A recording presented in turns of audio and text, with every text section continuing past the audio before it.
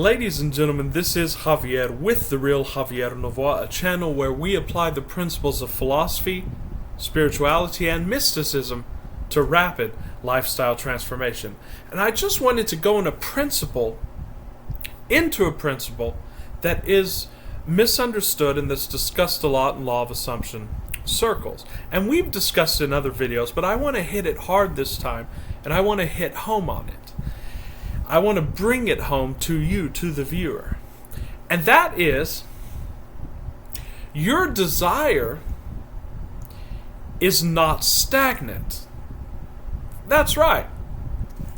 What you think of as your desire is a constantly changing flux of what could be termed as atomic particles. And it includes an infinite number of particles. That's why the great Abraham Hicks talks about vibration. That's why physicists refer to vibration. Because vibrations are made of what? They're made of energy moving through a field of some kind of particles.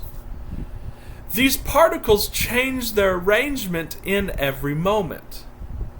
The only reason we even can conceive of a desire is because we bring our rational minds to bear, and in our Kantian filter, and that is basically due to being the kind of creature that we are, and indeed being a conditioned consciousness, as Neville Goddard speaks of, we bring that to bear on a set of future events or circumstances, and then we take a snapshot of that and we call it our desire.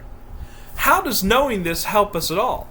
Well, it helps because we know that we're not seeking some kind of circumstance on the outer. This is just further proof, and it's very scientific and physical proof. It's very tangible proof, because it's been talked about by a lot of people who are considered mainstream, as well as a lot of thinkers and scientists, like the great Korzybski, who wrote General Semantics, basically had a version of talking about this.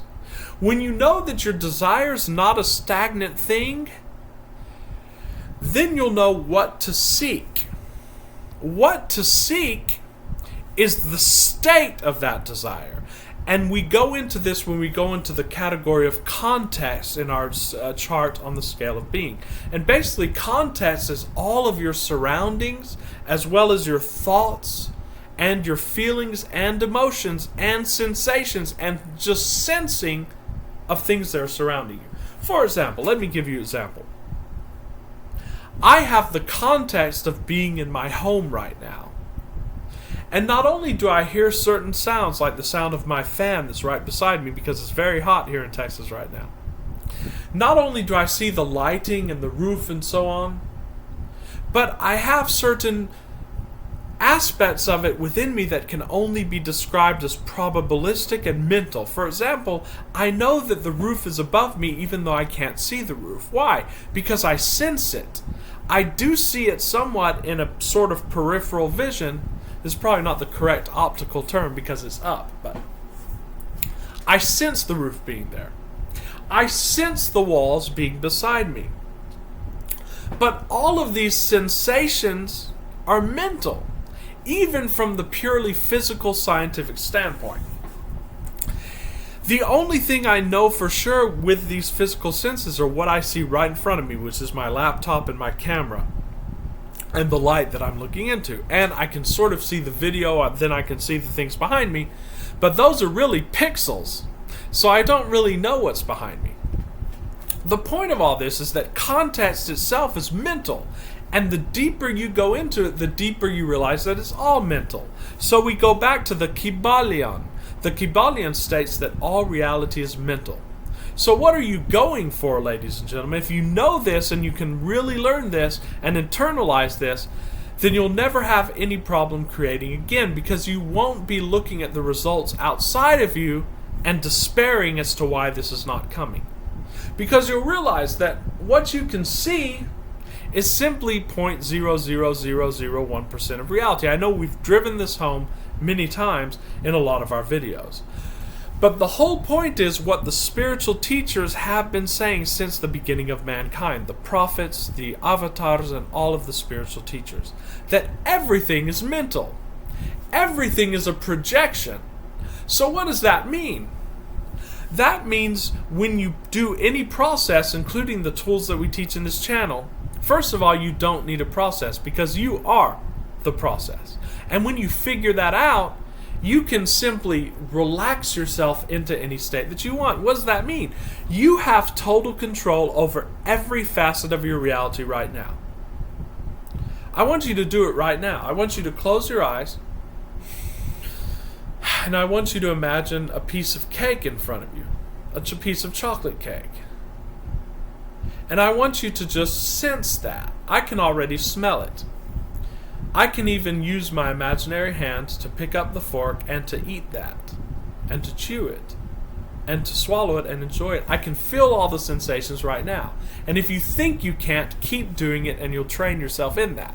Researchers discovered, I was reading an article about this just a few weeks ago, that people who were trying to lose weight, if they imagined eating a meal before they ate, they actually felt less hungry.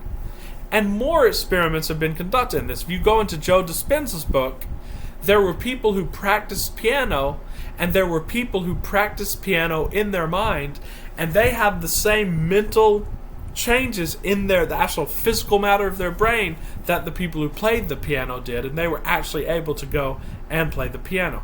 The same with people who imagined themselves exercising, they did have improvement in muscular strength.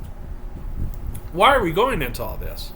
We're going into all this because you have a tool to escape from any undesirable situation which you wish, and you have a tool to live in any situation that you want to live in right now. And it is through not only imagination, because imagination has the context of simply being visual. I like to refer to it as focus. It is through focus. And it's not easy to do when you're doing something else, but you can develop the skill. What you want to do is you want to start doing it while you're in bed in the morning. Or you want to start doing it immediately after your morning meditation practice. You want to do what Neville Goddard said, which was you want to withdraw your attention from the physical and put it on the spiritual. And by spiritual, we mean the things that are not seen, as the biblical text says.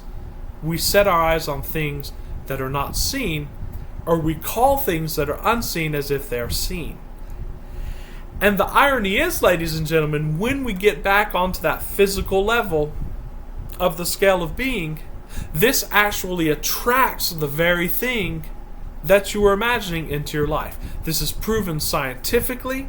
This has been proven by experience and numerous testimonials and by all spiritual teachers. So I want you to focus intensely upon the process of this. I want you to start mentally rehearsing.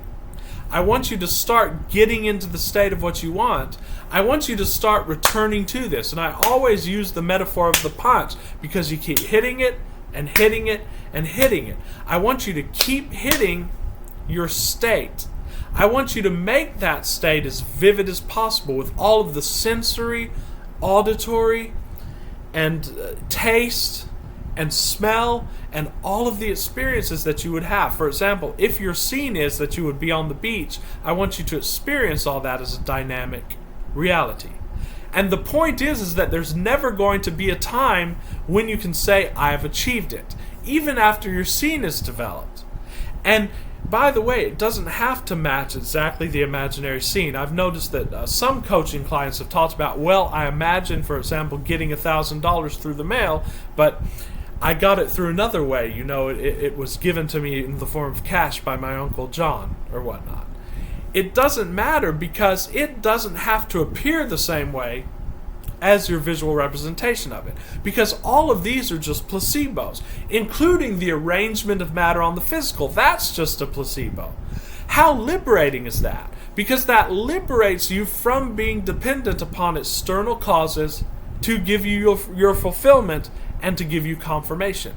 You no longer have to seek confirmation on the outer. And as you grow spiritually, you will seek less and less confirmation on the outer. You'll be like that golfer. His coach taught him to focus upon the process of golfing and not to focus upon the score at all. And he actually, when he won the match, his wife had to come down and tell him he won. And he said, what? He had no idea. He was so intensely focused upon the process. And that's what I want you, the students of our modality, and myself included, to do more and more. I want us to focus on the process. I want us to focus more and more on giving ourselves what we want immediately. Yes, immediate gratification. Because the whole point of the spiritual is immediate gratification. We don't wait. As I believe the biblical text says, we do not have to wait 4 months for the harvest. For the harvest is now. You can have everything you want in this moment if only you will break your belief in this, or in the stable nature of the 3D reality. And we can go into physics, we can go into philosophy, but I just wanted to make this short video basically as a reminder. Focus on process. Process is not applying a process because you can't apply it, because you are it, but focus on feeling yourself right into that state. Neville Goddard also had a modality or an image of actually closing your eyes and just feeling yourself fall back into this eternal void, and that void is falling into your state. And then just fall into what it would be like to be in your state. I want to train people on this, because you can have the life that you want in less time than you thought possible. We're not asking you to completely forget about the physical. We're only asking you to withdraw most of your attention for it for certain periods, and then watch how the physical unfolds to match that image in your mind. It's proven by science, it's proven in philosophy, and it's taught by every spiritual teacher in the history of mankind through some way or the other. So do it, ladies and gentlemen. Focus on the process. This was just a short video reminder for the encouragement of that. We are going to be releasing a lot of new videos this weekend going into the aspects of actually how to, hands in the clay, on the ground, transform your lifestyle, get off the prison grid, and live according to your own terms. So continue watching that. I'm also doing personal coaching calls, which are dynamic, and we are having rave reviews on these coaching calls. I take you hand in hand. We go hand in hand. I take you by the hand in how to apply these principles to rapidly transform your life. So until very soon, this is Javier with great love and appreciation. We'll see you very soon. Thanks for watching.